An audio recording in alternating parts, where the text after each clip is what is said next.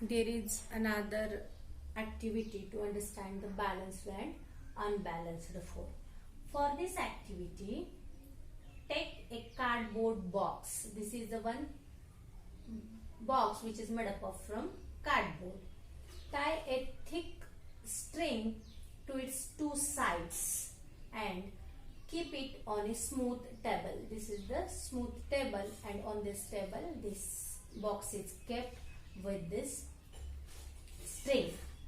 Then take the string on both sides of this table and tie weighing pans. Weighing pans म्हणजे तराजू, ज्याला आपण वजन काटा म्हणतो. त्याचे जे पॅन्स असतात, तो जो ज्याच्यामध्ये आपण वस्तू ठेवतो त्याला म्हणतात pens.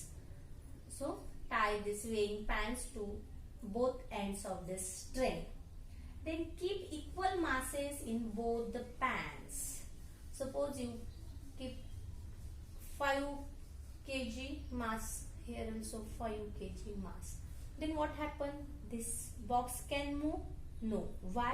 Because there is the same masses on this both pans. Means the force acting on this box is balanced force. This is the balanced force, because here also 5 kilogram, here also 5 kilogram. Means this box does not move on the table. If more mass is kept in one of the pan, then you add 2 kilogram in this. Then what happen? Then this pan from more mass is moved in this direction, and this box is slowly moved towards this more mass of the pan. Why?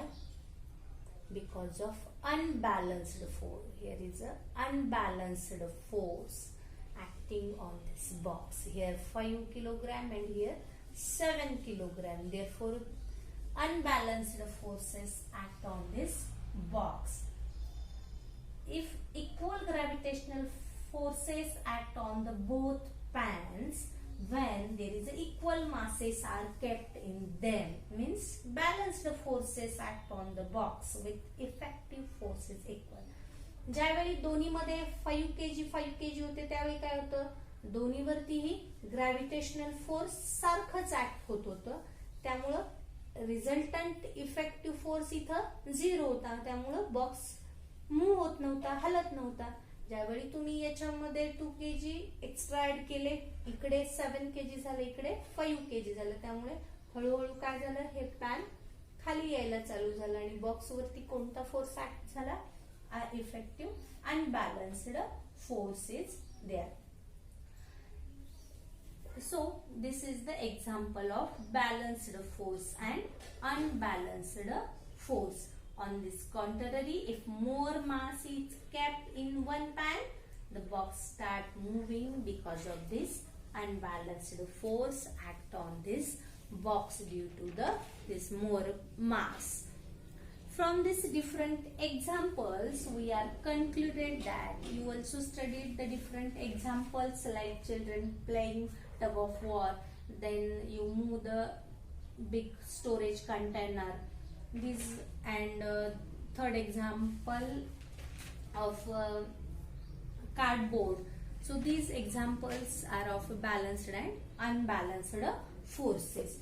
From these 3 examples, you are concluded that 3 points. The first point is, if several forces are applied on an object in the same direction. Suppose the example of this grain storage, ज्याला आपण धान्याची कोठी म्हटलं, त्याच्यावरती आपण several forces means more than one force, एकापेक्षा एकाला ढकलणं सोपं आहे की दोघांना किंवा तिघांना, दोघांना ढकलणं सोपं आहे किंवा तिघांना ढकलणं सोपं आहे. म्हणजे हे किती झाले, सेव्हरल मासेस झाले, सॉरी सेव्हरल फोर्सेस झाले. If several forces are applied of an object in the same direction, here direction is very important. समजा एकाने इकडून आणि दोघांनी इकडून ढकललं तर आपल्याला पाहिजे तो इफेक्ट मिळेल का, कोठी सरकवायला येईल का आपल्याला, या दिशेला कोठी सरकवायची आणि तुम्ही दोघं इकडून ढकलतायत तर तो इफेक्ट हवा तो मिळेल का, नाही मिळणार. म्हणजे फोर्स अप्लाय करताना डिरेक्शन सुद्धा तेवढीच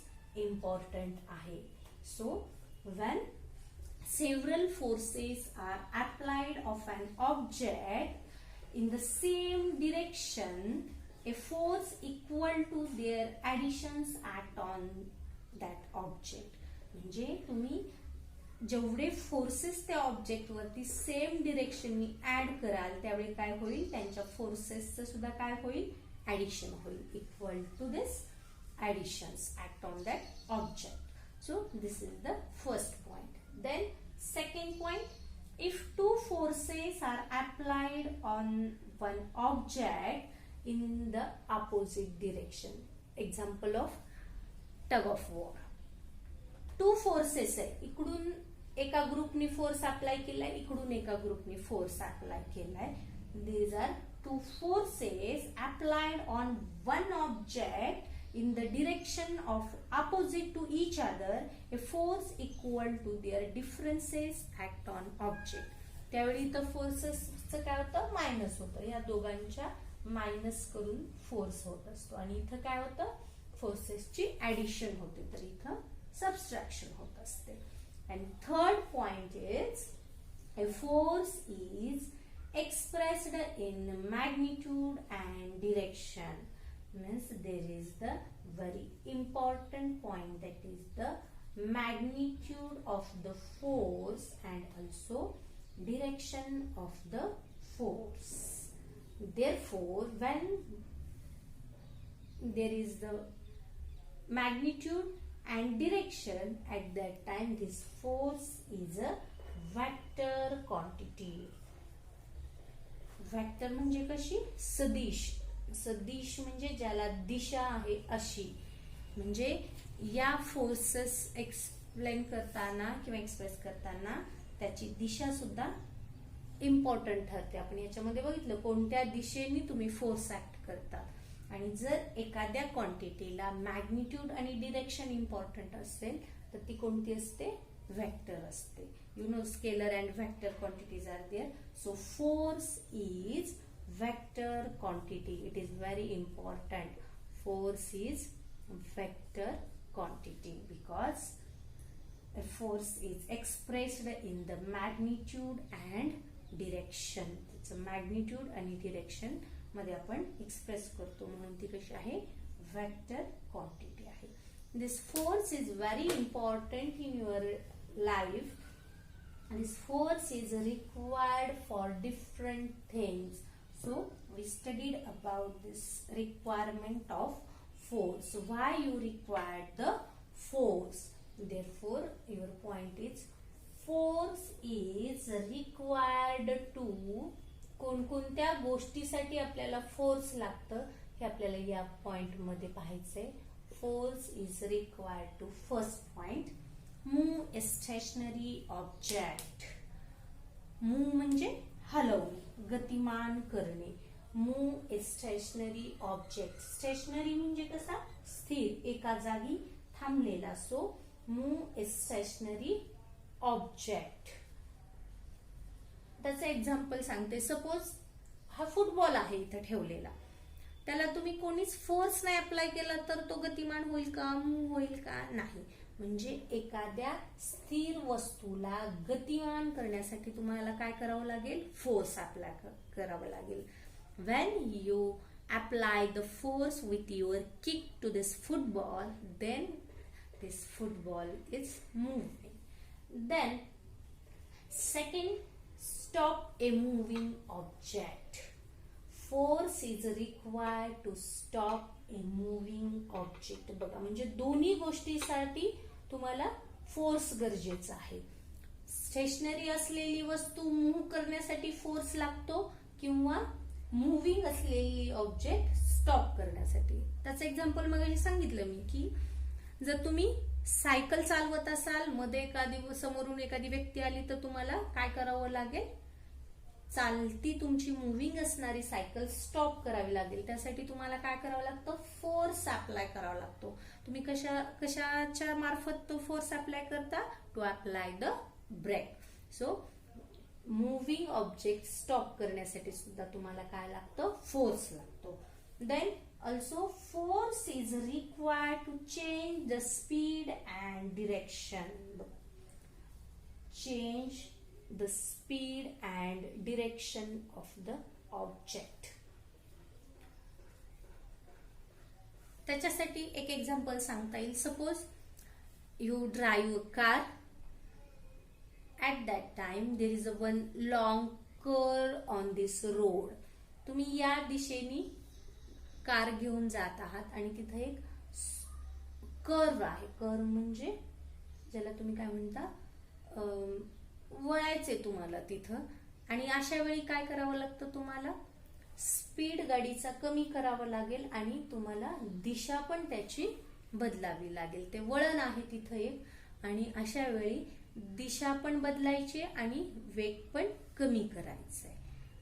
त्यावेळी काय गरजेचं आहे, force to change the speed and direction. मग स्पीड चेंज करायसाठी तुम्ही फोर्स कसा अप्लाय कराल, you apply the force on the brake pedals.